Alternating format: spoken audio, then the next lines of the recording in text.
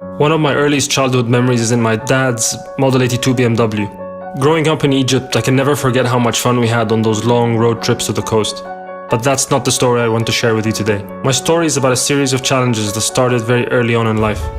As a kid, I was diagnosed with severe chest asthma. I used to wake up every night unable to breathe properly.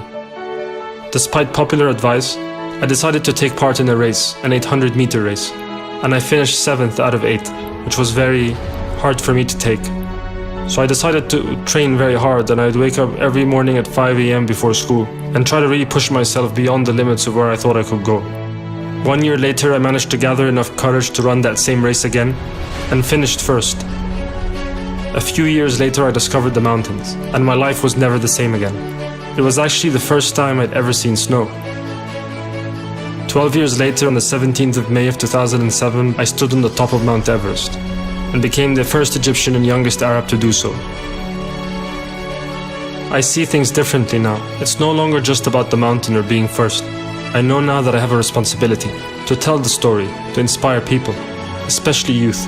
And in order to do that, I need to continue to share the story, and I need to continue to push my own limits. This is why, after Everest, I climbed the highest mountain on every continent, the 7 summits, and is why next year I plan to go to outer space. My next challenge is arguably the most personal of all. A journey on board my BMW to tour Egypt from north to south, to visit 100 schools and universities, to tell my story, to inspire kids.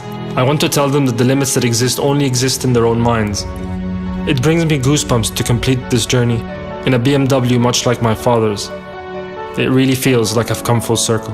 My name is Omar Samra, and this is my BMW story.